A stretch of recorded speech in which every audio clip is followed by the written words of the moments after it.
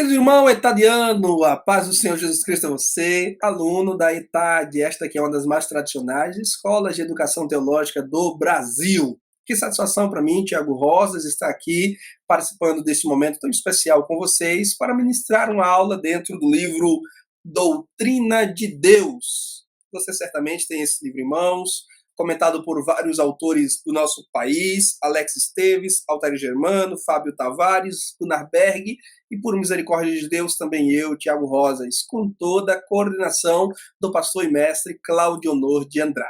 Estou aqui para ministrar a vocês a lição de número 2, que é intitulada neste livro de A Realidade do Supremo e Único Deus na Vida e na História da Humanidade. Por favor, faça-se acompanhar do seu livro e também da sua Bíblia Sagrada para que possamos proceder esse estudo na próxima hora.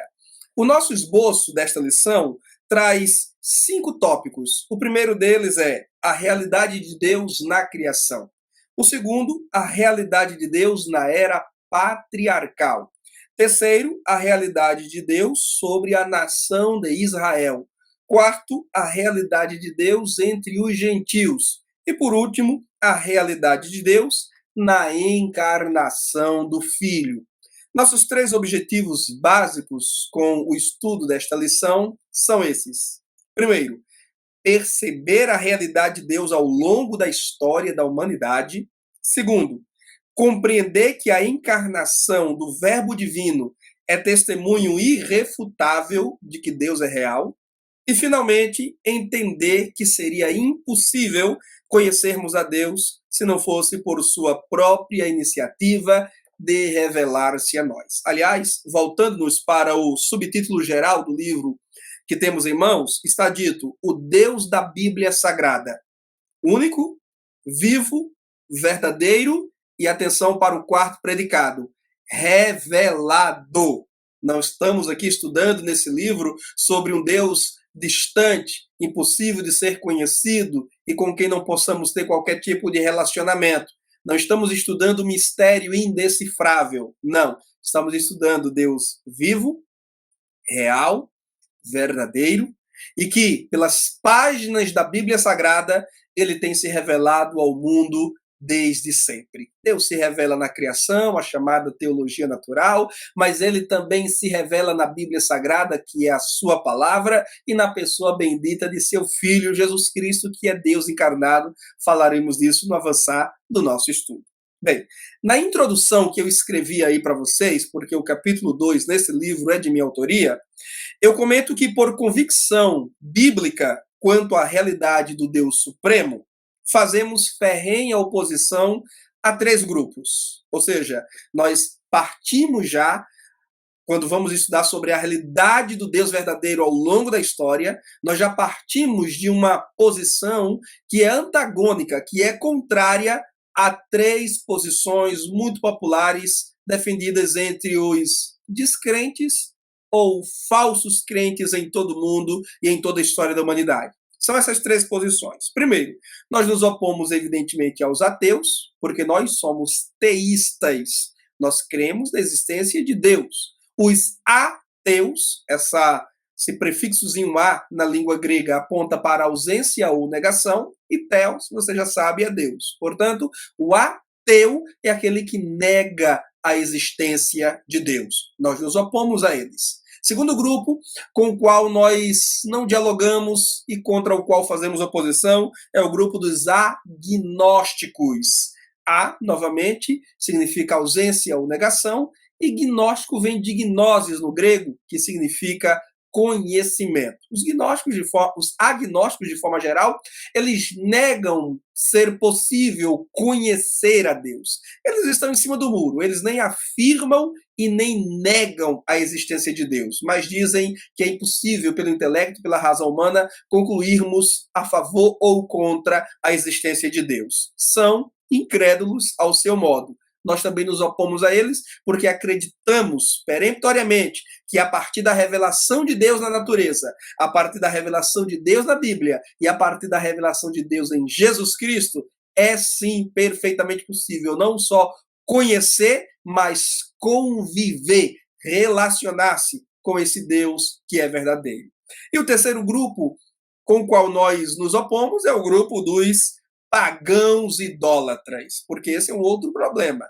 De um lado do extremo, nós temos os ateus, que negam a existência de qualquer Deus.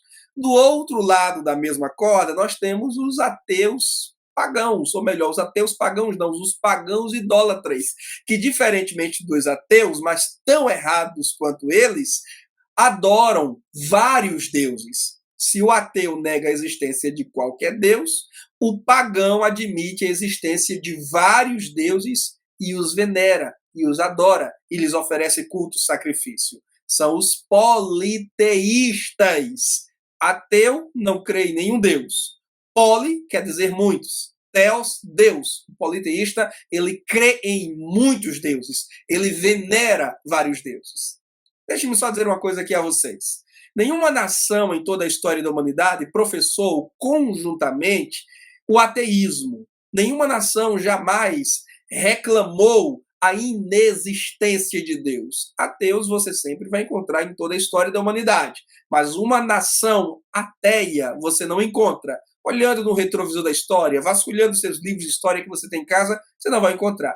O grande problema da humanidade, de forma geral, nunca foi o ateísmo, a descrença na existência de Deus, embora essa seja uma realidade sim, especialmente entre filósofos, acadêmicos, pessoas cultas, doutas, formadas secularmente. Mas o grande problema mesmo da humanidade, conforme inclusive vemos nas páginas da Bíblia Sagrada, desde a época dos patriarcas, foi o politeísmo, foi a crença em deuses demais, em deuses que não são deuses. Tanto a lei de Moisés, quanto o livro, a primeira carta que o apóstolo Paulo escreveu aos Coríntios, apresenta esses falsos deuses como demônios, que é o que verdadeiramente são, enganadores, arrastando a humanidade para a prática da idolatria e para distante do único e verdadeiro Deus. Mas esse foi o grande problema. Esse foi o grande problema com que os profetas de Israel precisaram lidar. Esse foi o grande problema com que as nações inteiras do mundo precisaram e ainda precisam lidar quando são confrontados com o Evangelho de Jesus Cristo, que apresenta o único e verdadeiro Deus triuno, o Deus que existe eternamente em três pessoas distintas, como você também tem aprendido bastante e vai aprender ainda mais nesse livro sobre a doutrina de Deus. Mas bem, de entrada então, eu digo que são três teorias, três teses com as quais nós não concordamos e as quais nós refutamos: o ateísmo, o agnosticismo e o politeísmo, que é vivido pelas religiões pagãs. Na verdade, apenas o islamismo, o judaísmo e o cristianismo professam fé em um único Deus. É a fé monoteísta. Mas no frigir dos ovos nós sabemos que somente o cristianismo está com a verdade enquanto adora um único Deus que existe eternamente em três pessoas distintas, Pai, Filho e Espírito Santo. Sim, eu disse aqui usando os termos inclusive do apóstolo João. É João quem diz que a verdade está conosco e para sempre estará em nós. Todo o resto é falso, é mentiroso, está em trevas. Pois bem, nós avançamos aqui para o primeiro texto dentro dessa lição, que é a realidade de Deus na criação. Você está me acompanhando na página 46 do livro. Eu abro esse texto citando Gênesis 1 e 1. O primeiro versículo da Bíblia Sagrada nos apresenta Deus onde? No princípio. No princípio criou Deus os céus e a terra. Nós não somos evolucionistas, nós não defendemos que a vida ela surgiu do acaso, a vida não é resultado de um processo evolutivo não guiado, não causado, nós não somos fruto de uma seleção natural da própria natureza, não acreditamos em mãe natureza, essa expressão que costuma se usar muito aí no meio secular para referir-se à natureza como autoprovedora de vida. Nós não cremos assim. Cremos à luz da palavra de Deus, que Deus trouxe à existência todas as coisas. Não foi uma explosão do nada. Não foram milhões de anos em evolução. Deus, no princípio, esteve lá. criando todas as coisas conforme ele quis, dando os contornos que ele quis, dando as cores que ele quis, definindo as espécies como ele quis e já dotando o homem, desde o seu primeiro dia em que foi criado, de inteligência, emoção e volição. Essas três faculdades básicas que constituem o ser humano, diferente da espécie animal e ainda mais diferente da espécie vegetal, de qualquer matéria bruta, Deus dotou o homem de inteligência, emoção e volição, fazendo assim a sua imagem conforme a sua semelhança. Deus que é criativo, dotou o homem com capacidade de criar. Deus que governa, deu ao homem capacidade de governar. Deus que é uma pessoa real, fez do homem uma pessoa real. E quem quer que creia que as espécies estão evoluindo e que nós temos algum grau de parentesco com os macacos, então, por favor, que vá à África para fazer evoluir os macacos, para treinar os macacos e fazê-los alcançar a espécie humana, né? Chegar ao ponto de evoluir para a espécie humana. Nós não acreditamos nisso. Na verdade, essa é uma teoria e não é ciência. É uma teoria que necessita de muitas e muitas provas para se sustentar, e nós sabemos que essas provas não serão encontradas porque elas não existem. No princípio, criou Deus todas as coisas. O universo, o cosmos, a vida animal, vegetal e, por fim, a vida humana. E aqui eu digo, entre várias outras coisas, que no Éden, aquele paraíso primitivo, onde o primeiro casal humano foi plantado por Deus, lá estava o próprio Criador, que passeava no jardim pela viração do dia e de quem Adão e Eva, já contaminados pelo pecado da desobediência, tentavam inutilmente se esconder. E aqui eu digo, Adão não se escondia de uma ideia, de um mito ou de uma lenda. Aliás, é como muita gente costuma retratar Deus, especialmente os ateus. Costumam olhar para Deus como um mito, como uma lenda. Há um famoso biólogo ateu no mundo, de nome Richard Dawkins, que escreveu um livro intitulado Deus, um delírio. Ou seja, para Dawkins, Deus é um delírio coletivo, é um grande surto na humanidade. As pessoas estão loucas quando pensam na existência de Deus. Mas, na verdade, lá estava Adão, se escondendo de quê? De uma ideia, se escondendo de um mito, de uma lenda, estava se escondendo de uma pessoa real, que pela viração do dia andava pelas árvores do jardim, chamando por Adão, porque Deus é uma pessoa, ele fala, Adão, onde estás? E Adão responde, ouvi a tua voz e temi, me escondi. Eu sei que existem teólogos, os teólogos liberais, que nós não os chamamos de irmãos, porque eles traem princípios fundamentais da fé cristã, como a crença na inerrância e infalibilidade das Escrituras Sagradas, como a crença nos milagres, do sobrenatural registrado na Bíblia Sagrada, não são nossos irmãos. Mas eles pousam de teólogos, pousam de cristãos até. Os teólogos liberais estão de mãos dadas com os ateus, porque eles dizem que os 8 primeiros capítulos do Gênesis, esses capítulos que vão desde a criação até o dilúvio e a reconfiguração da humanidade com Noé e sua família, eles tratam isso como capítulos mitológicos. Isso mesmo, tem um grupo aí de teólogos, os chamados teólogos liberais, que tratam os 8 primeiros capítulos da Bíblia Sagrada como narrativas mitológicas, crendices hebreias antigas que precisam serem desmistificadas. Isso é um grave erro, isso é uma heresia terrível. Nós cremos que os 8 primeiros capítulos do Gênesis, e não só os 8 primeiros, todo o Gênesis. Gênesis, que significa o livro dos começos, o livro dos princípios de todas as coisas. Cremos que este é um livro com relatos históricos, com fatos, e não é história com E, é história com H-I-S. História, história verdadeira. Mas Moisés não estava lá.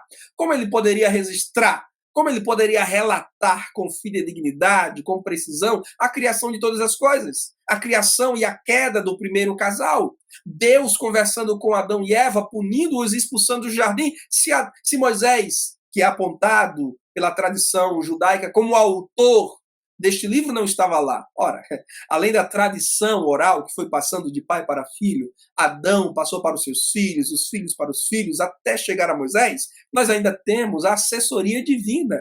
Moisés foi um homem que passou muito tempo. Você não veja o primeiro encontro de Deus com Moisés lá no Monte Sinai, sem falar as manifestações anteriores de Deus a Moisés. Mas eu quero pegar esse recorte no Sinai, porque só ali Moisés passou 40 dias a sós com Deus.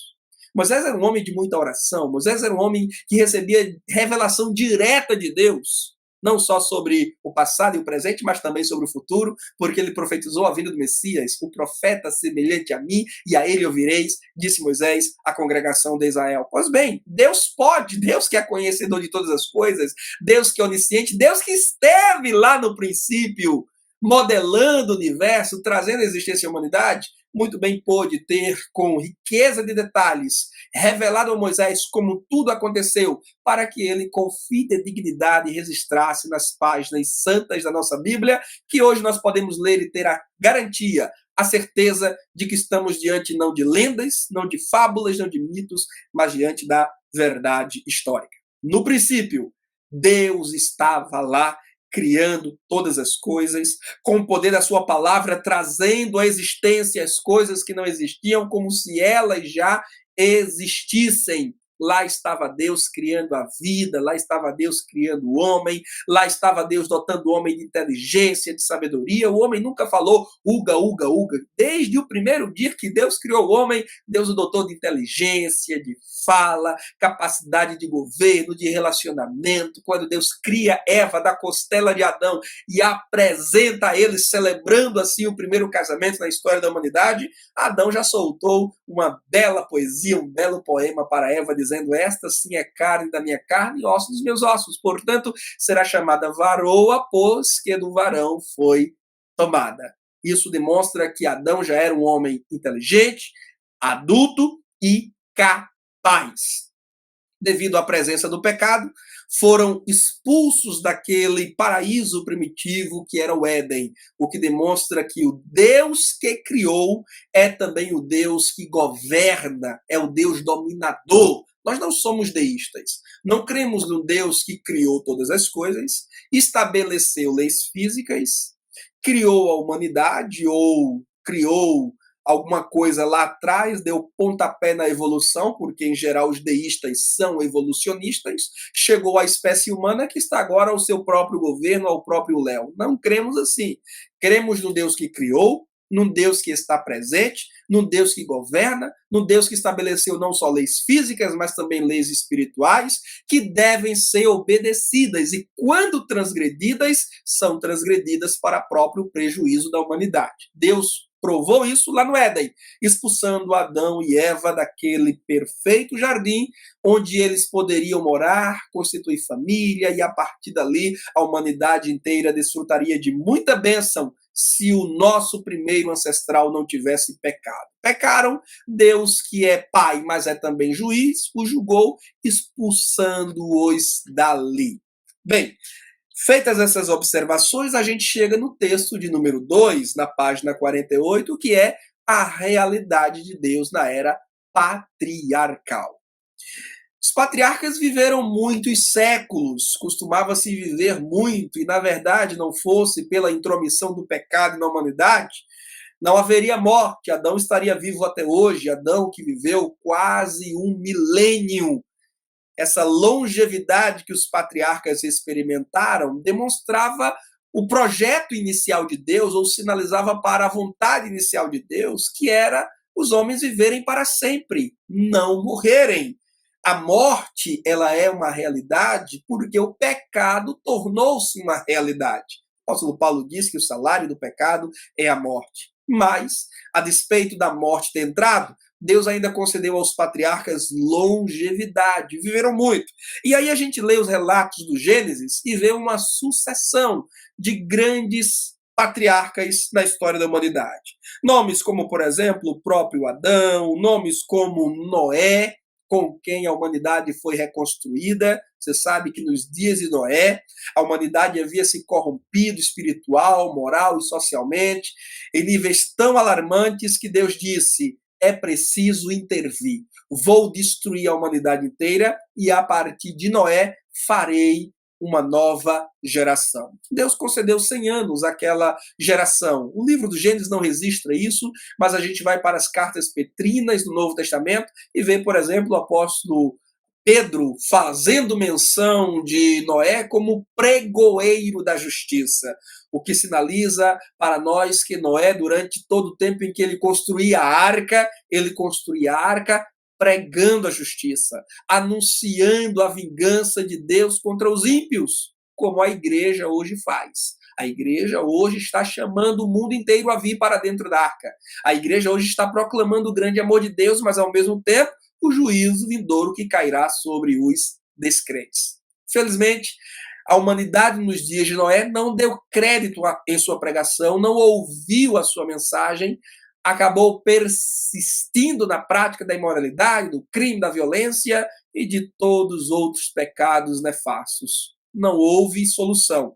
Deus enviou o dilúvio global, eliminou toda a humanidade, fazendo sobreviver apenas Noé, sua família, a partir da qual uma nova humanidade foi reconstruída. Inclusive todos nós, você que está aí me assistindo, eu que estou aqui ministrando, somos descendentes de Noé. E de Noé vieram então seus filhos, Sem, Cã e Jafé. Depois vem da linhagem de Sem os semitas. Dos semitas vem um grande personagem entre os patriarcas, que é Abraão. Homem que, segundo o livro de Josué, como a sua família, antes do chamado de Deus, habitava em terra pagã e praticava o politeísmo que eu falei lá atrás, a idolatria pagã, o culto aos muitos deuses. Aliás, deixe-me aqui abrir um parênteses para dizer algo a você. Nessa constatação que fizemos lá atrás, de que nenhuma sociedade jamais professou conjuntamente o ateísmo, na verdade, todas as sociedades, toda a humanidade em geral, sempre adorou, sempre venerou algum ou alguns ou vários deuses. Isso sinaliza para o fato de que há uma sede no coração do homem para a adoração, para o culto a Deus. Ou seja, de forma intuitiva, há em nós uma certeza de que Deus é real, de que Deus existe, de que nós não estamos sozinhos no universo. É claro que a cegueira do pecado e ainda mais o engano de Satanás tem arrastado a humanidade para a crença em muitos deuses, para o culto a vários deuses, o que é abominável ao Senhor. Mas não deixa de demonstrar para nós essa realidade que a humanidade grita por adoração. A humanidade grita pelo culto. E aí vem agora o próprio Deus, revelando-se em toda a história da humanidade, como revelou-se a Adão mesmo depois do pecado, como revelou-se a Noé para salvá-lo com sua família, revelando-se agora a Abraão, sempre a iniciativa é de Deus. Você vai estudar a Bíblia Sagrada, de Gênesis a Apocalipse, e vai ver que a iniciativa de revelar-se é sempre de Deus, o que aponta para o seu amor, para a sua bondade, para a sua graça, porque o Deus em quem cremos e que professamos não é um Deus cruel, não é um Deus que está na primeira esquina nos esperando para nos dar uma rasteira. Não adoramos um Deus sádico, um Deus masoquista, adoramos um Deus que, nos termos de Moisés em Êxodo, é um Deus cheio de bondade e de misericórdia. E nessa bondade e misericórdia, ele vem à humanidade perdida, ele vem à humanidade cega para revelar quem ele é e chamar para si um povo zeloso e de boas obras. Ele então foi e chamou Abraão. Abraão, sai da tua terra, sai da tua parentela e vai para a terra que eu hei de te mostrar. A partir dali, Abraão passa, ele que outrora foi pagão, foi politeísta, adorava vários deuses, agora se volta para o único e verdadeiro Deus, a quem ele chama de El Shaddai, o Deus Todo-Poderoso, o El Elyon, o Deus Altíssimo, o Deus Insuperável. Então, especialmente Abraão ganha destaque nesse período patriarcal. Dentre outros, poderíamos falar aqui sobre Jó. Os estudiosos bíblicos dizem que O personagem Jó, que nós tratamos também como um personagem real e não ficção, mitologia, uma invenção literária, não. Jó é um personagem real, foi um homem real, a sua esposa foi uma mulher real, seus filhos foram reais, as doenças que ele amargou no corpo foram reais, as perdas familiares e financeiras foram reais, mas a restauração final também foi real. E ele foi um homem temente a Deus, piedoso, um dos homens mais ricos do Oriente, temente a Deus e que se desviava do mal, conforme testemunho que o próprio Deus dá perante Satanás, que comparece diante dos anjos de Deus, ou entre os anjos de Deus. Satanás comparece ao Senhor e ouve da boca do próprio Deus esse testemunho acerca do patriarca Jó, que deve ter vivido antes ou depois de Abraão. Aí é uma incógnita que somente a eternidade poderá nos dizer com certeza, mas foi também um grande patriarca. Como Noé, como Abraão, Jó também se insere nesse contexto. E aí, só para dizer e reafirmar o que estamos falando sobre o Deus que se revela. Porque no final, para restaurar a sorte de Jó, Deus se revela pessoalmente a ele. Tanto que Jó diz no capítulo 42, antes eu te conhecia só de ouvir falar, a tradição oral, né? Os ensinos que foram passando de pais para filhos e que em algum momento na história nós sabemos acabou sofrendo algum tipo de corrupção, porque essa tradição oral, ela preserva muita coisa, mas não preserva tudo. Acaba ali se misturando com misticismo, crendices, interpretações humanas equivocadas, mas aí vem Deus e se revela pessoalmente a Jó com clareza meridiana, né? Como a luz do sol ao meio-dia sem nuvens. E o Jó diz, mas agora os meus olhos te veem. Então Jó teve uma visão teofânica de Deus, o Deus que se manifestou em forma visível para ele nesse período patriarcal, como também Deus se revelou a Abraão. Para dele agora, Abraão, constituir uma nação, um povo. Você sabe, como eu também sei, que Abraão é o pai de Isaac, que é o pai de Jacó, que é o pai dos 12 cabeças das tribos de Israel, esse povo tão amado e abençoado por Deus. Mas eu finalizo esse texto de número 2, dizendo para você aqui na página 49. A história dos patriarcas testemunha a existência, o poder e a graça maravilhosa do nosso Deus. Entre tantas coisas que poderíamos dizer para justificar isso, eu digo: Sara, mulher de Abraão, era estéril. Rebeca, mulher de Isaac, era estéril.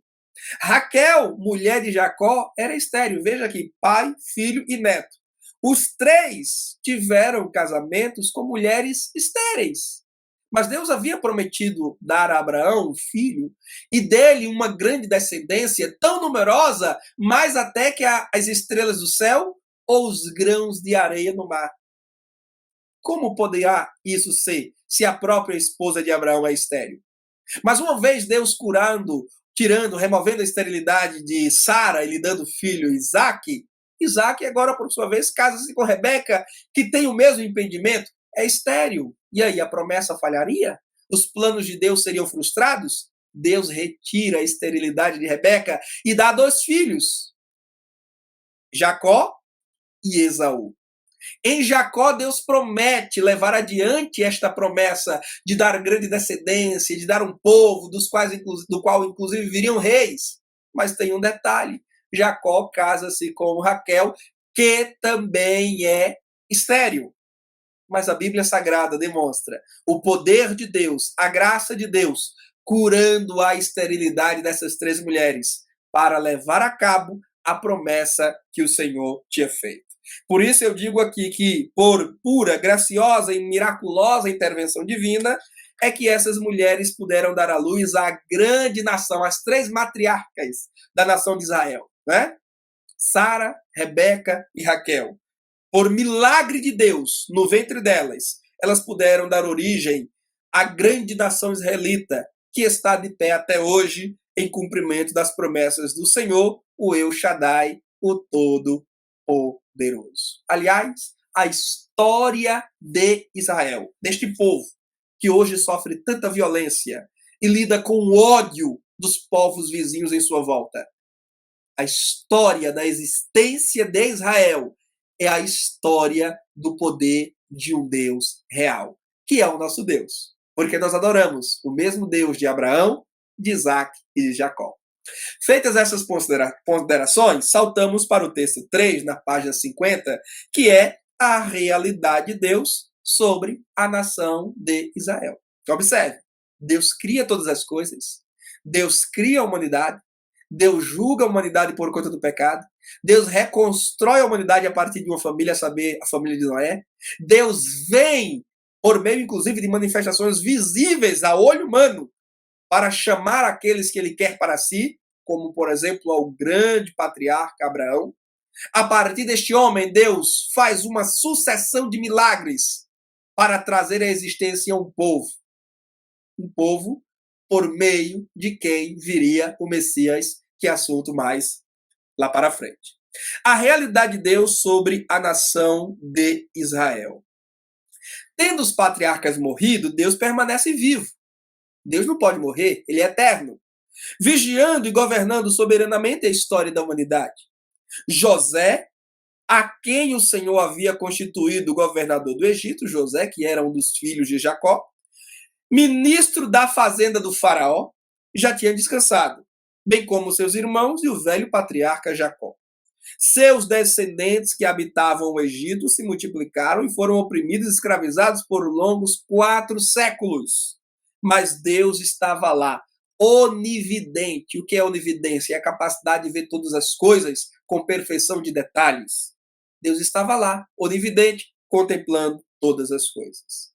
Em meio a essa escravidão que o povo hebreu amargou no Egito por 430 anos, finalmente o Senhor intervém. Volto a dizer, o Deus em que cremos é um Deus presente, um Deus imanente, não é apenas transcendente. Deus é transcendente, ele está acima, ele está além, não se pode confundir com a criação, porque nós não somos ateus, nós não somos agnósticos, nós não somos deístas, mas nós também não somos panteístas. O que é que o panteísmo ensina? O panteísmo ensina que Deus é tudo e tudo é Deus. Deus está nas estrelas, Deus está no sol, Deus está na lua, Deus está na terra, Deus está no mar, Deus está nas plantas, Deus está nos animais, Deus é você, Deus sou eu. O panteísmo é uma furada, é uma grande mentira. Ele confunde o Criador com a criação. No panteísmo, Deus não é um ser pessoal, distinto da criação, mas é, na verdade, impessoal. Não é alguém com quem nós nos relacionamos. Não é assim que nós cremos. O Deus que nós cremos, ele é transcendente, ele é superior, ele é distinto, ele é o criador, o arquiteto, projetista, mas ele é também imanente, no sentido de que ele está perto, ele está próximo de nós. Ele tem afeto pela humanidade, ele tem interesse pela humanidade, ele se compadece da humanidade, ele tem projetos para nós. E aqui nós temos uma prova, né, que é a nação de Israel. Deus vindo para chamar Moisés, lá no Monte Horebe, Êxodo capítulo 3, você tem sua Bíblia aí, pode conferir isso. Deus vem, novamente, por sua própria iniciativa, e chama Moisés, que era hebreu, mas foi criado como filho da filha do faraó, nas pirâmides do Egito. Durante 40 anos, pisando nos negros granitos, vivendo uma vida de muito luxo, de muito conforto, recebendo elevada educação e instrução, como diz Estevão no capítulo 7 do livro de Atos dos Apóstolos, Moisés, que foi educado em toda a ciência dos egípcios. Ali ele aprendeu as matérias, as disciplinas que eram estudadas nas faculdades antigas do Egito. Mas agora, lá está Deus, chamando Moisés. Na verdade, já fazia 80 anos, porque 40 anos ele tinha quando fugiu do Egito, tendo matado o egípcio para salvar um hebreu que estava ali em luta com ele. 40 anos depois, portanto, agora com 80 anos de idade, estando Moisés de mãos calejadas no pastorado, cuidando das ovelhas de seu sogro Jetro ou Reuel, a Bíblia o chama por esses dois nomes, nos montes de Horebe, Deus se manifesta a ele em meio a uma sarça ardente que pegava fogo, mas não se consumia. E o vocaciona para ser o grande libertador do povo, que está lá do outro lado, que ainda está lá no Egito em escravidão. O Senhor diz, vem, e eu o enviarei ao faraó para que deixe o meu povo ir. A partir dali começa a história de Israel como um povo, de fato, chamado por Deus, resgatado por Deus, um povo independente.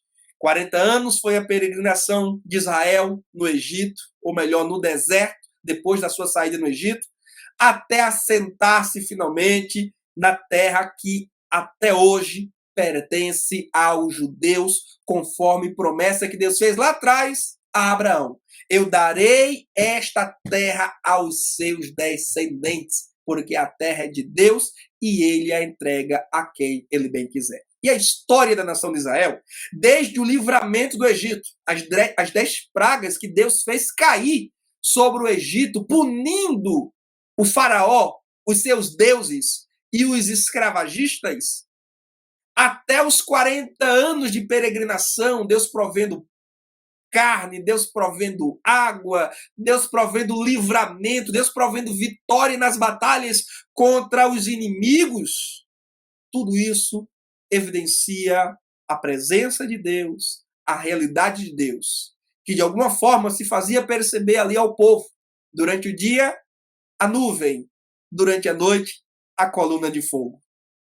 Deus, tantas vezes aparecendo a Moisés, como por exemplo no Monte Sinai, que já falei lá atrás, para lhe dar os mandamentos, que seriam a base para a Constituição Federal de Israel, né? Porque a Constituição, a primeira grande Constituição do Estado de Israel, foi a lei do Senhor.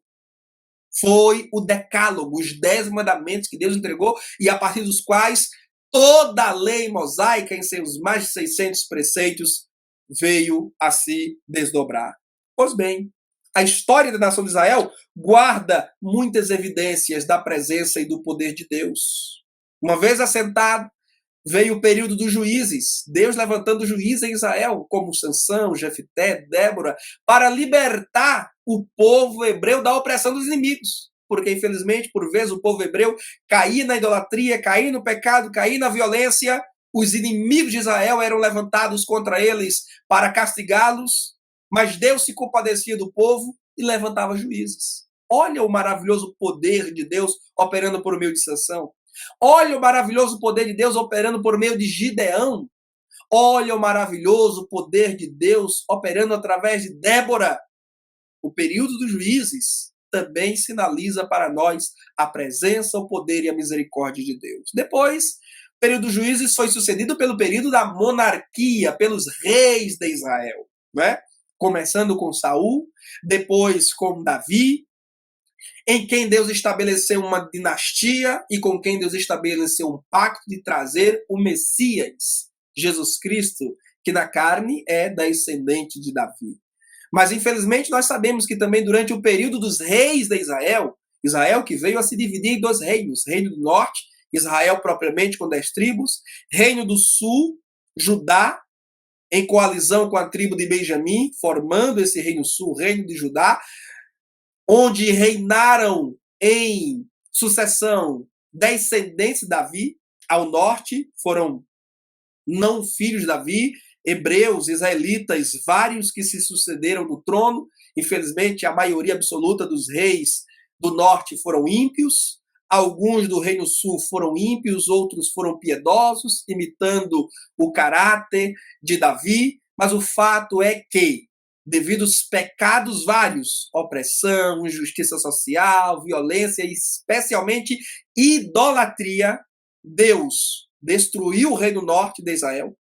Deus levou ao cativeiro o reino de Judá, o povo do sul, por invasão da Babilônia, 605 a 587 a.C., mas não sem antes levantar muitos profetas. Profetas vários Deus levantou, desde os profetas maiores, e aí nós temos Isaías, Jeremias, Ezequiel, Daniel, aos profetas menores, Oséias, até aqueles que vieram antes do exílio babilônico. Deus os levantou para quê? Para divertir o povo dos seus pecados.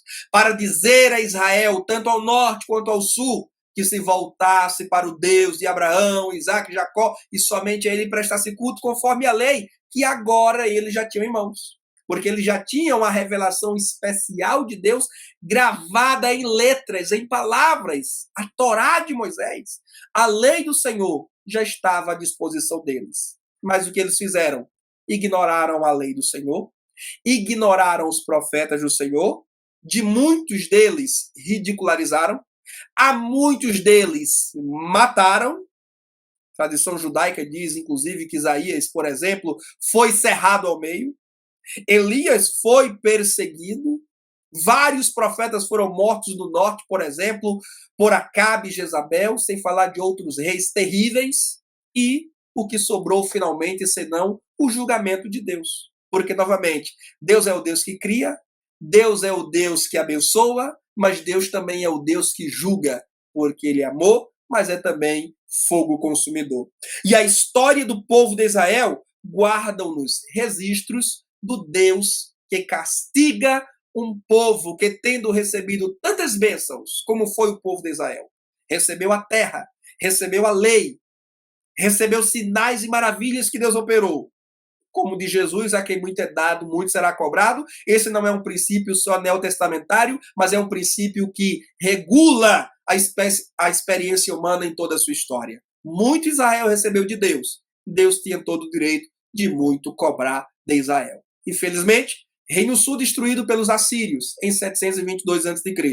Reino de Judá destruído, dissolvido, levado ao cativeiro em 587, a última leva finalmente, por invasão da Babilônia, sob liderança de Nabucodonosor. Aí a gente vai então agora para o texto 4, na página 55, que é a realidade de Deus entre os gentios. Esse texto é uma espécie de parênteses que nós abrimos aqui dentro dessa lição para dizer a você, aluno, e você fortalecer a sua fé no único e verdadeiro Deus. O que dizemos aqui nesse texto, que é muito breve, é que Deus não é apenas o Deus de Israel, ele é o Deus de toda a terra. Nós sabemos que se praticou no mundo antigo o chamado enoteísmo, que era a crença em um único Deus como sendo o Deus maior, dentre vários outros deuses que eles consideravam reais. Dito de outra forma, durante o período em que se praticava o enoteísmo, as pessoas acreditavam sim na existência de vários deuses, mas escolhiam um único Deus dentre este panteão a quem prestar culto, a quem adorar, por considerarem que este era o maior Deus. Não deixa de ser uma espécie de politeísmo, ainda que houvesse uma devoção ao único Deus, porque havia a crença, a fé de que muitos outros deuses existiam e rivalizavam com este Deus maior. Mas a Bíblia Sagrada vem para nos dizer, como eu disse lá atrás, desde a Torá, desde a lei de Moisés, que esses outros deuses não existem. São ídolos inventados pela mente humana. É cegueira de Satanás. Só existe um único e verdadeiro Deus, e Deus fez questão de já educar o povo.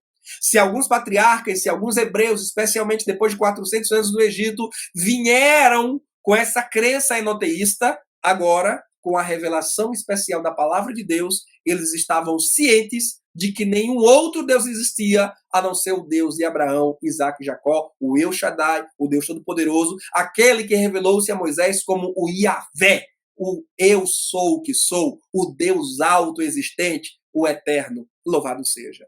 É importante nós entendermos isso, porque embora as nações em todo o mundo, os gentios, tenham adorado e ainda hoje adorem vários deuses, a Índia, por exemplo, venera milhões de deuses. Nós sabemos que somente um Deus é real. Somente o Deus triuno. Somente o Deus que existe eternamente em três pessoas distintas, Pai, Filho e Espírito Santo. Se não é assim, então a Bíblia é uma grande farsa, é uma grande mentira, Cristo foi um grande mentiroso e nós estamos perdendo tempo aqui. O cristianismo não pode nem sequer ser considerado como uma alternativa viável se existem outros deuses dignos de adoração e de culto. Só existe um único Deus. Jesus, ele reafirma isso no Novo Testamento também. Tá bom, meus irmãos? Então, esse texto 4 está aqui para dizer que Deus, provando que é o único e verdadeiro Deus, ele também se revelou aos gentios. e demonstrou o seu governo e autoridade sobre os gentios. Você não veja, por exemplo, só a título aqui de exemplificação, livros como o livro de Obadias, Deus sentenciando os edomitas. Veja, por exemplo, o livro de Jonas, Deus enviando o seu profeta aos ninivitas, que era o povo assírio. Veja Deus usando Naum para trazer um ultimato para os ninivitas. A geração de Jonas se arrependeu, mas uma outra geração ninivita se levantou em seguida, que não perseverou na fé no Deus de Israel e veio finalmente a ser punida e destruída por Deus. Nós vemos, por exemplo, o Senhor executando juízo contra nações gentílicas, como o Egito, Deus humilhando os falsos deuses do Egito com as pragas que enviou por meio de Moisés. Nós vemos, por exemplo, Deus derrotando os deuses filisteus, Dagon caindo encurvado, a estátua de Dagon caindo encurvada e decepada perante a Arca da Aliança. E aí nós vemos, por exemplo, Deus sentenciando sírios, assírios, babilônios. Quem não lembra da escrita na parede? A mão de Deus escrevendo a sentença contra os filhos de Nabucodonosor, determinando o final da sua dinastia e a ascensão do Império Medo-Persa. Todas essas referências que nós encontramos no texto sagrado, especialmente lá nos profetas maiores e também nos menores, sinaliza para o grande e imensurável domínio de Deus, não apenas sobre o povo de Israel, mas sobre toda a terra. É por isso, inclusive, que todas as ações são chamadas dos profetas, dos poetas, por exemplo, dos Salmos, com frequência está chamando toda a humanidade a professar fé e adoração ao único e verdadeiro Deus, que é o nosso Deus. E o texto de número 5, na página 56, fala sobre a realidade de Deus na encarnação do Filho. Leio o parágrafo que escrevi na página 57. Indubitavelmente, Jesus é o nosso melhor argumento para a existência de Deus. Suas palavras, seus milagres, sua ressurreição, suas aparições pós-ressurreição, como a Paulo no caminho de Damasco, a João na ilha de Patmos, somente depõem a favor do mundo espiritual, da realidade do céu, da realidade de Deus, da realidade do pecado e da salvação, da realidade da condenação eterna e da própria eternidade. Negar que Deus existe, que ele pode ser conhecido e amado, é acusar Jesus de mentira e engano, pois ele ensinou todas essas coisas. Jesus, que é lá no Evangelho de Mateus, chamado de Emanuel, que significa Deus conosco, Deus em nosso favor, Deus por nós. É o próprio Deus encarnado, conforme diz o apóstolo João, abrindo seu livro de forma muito semelhante ao Gênesis. No princípio era o Verbo, e o Verbo estava com Deus, e o Verbo era Deus. E mais adiante ele vai dizer que o Verbo se fez carne e habitou entre nós e vimos a sua glória, glória como do unigênito do Pai. Portanto, o Novo Testamento prova para nós que Deus é real quando registra a presença desse próprio Deus neste mundo, pisando nesse torrão. Aliás, quando o homem pisou na Lua, enviado pelos Estados Unidos da América, lá na década de 60, o presidente norte-americano Richard Nixon disse: esse é o dia mais importante da história da humanidade, o dia em que o homem pisa na Lua.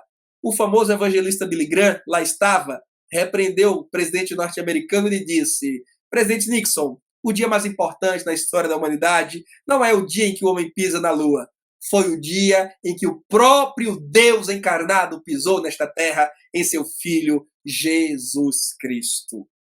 Deus em carne, vindo e intervindo na história da humanidade. A cruz de Cristo rasgou a história da humanidade em duas, antes e depois de Cristo. Nenhum outro nome foi tão forte, tão poderoso para rasgar a história em antes e depois, a não ser o nome de Jesus Cristo. Os milagres que ele operou provam a existência de Deus. Suspensão das leis físicas, subversão, podemos até dizer, das leis físicas, porque ele transformar água em vinho não é só suspensão das leis físicas, é mudança de leis, é mudança de paradigmas, trazer mortos à vida. Como, por exemplo, Lázaro, depois de 4 dias, já estava em estado de decomposição, já cheirava mal. O que é isso? Senão o poder maravilhoso do nosso Deus. A ciência não tem, nunca terá essa capacidade, mas Deus tem. porque ele é o criador da vida. Ele é o criador do homem. O homem pode voltar a virar pó.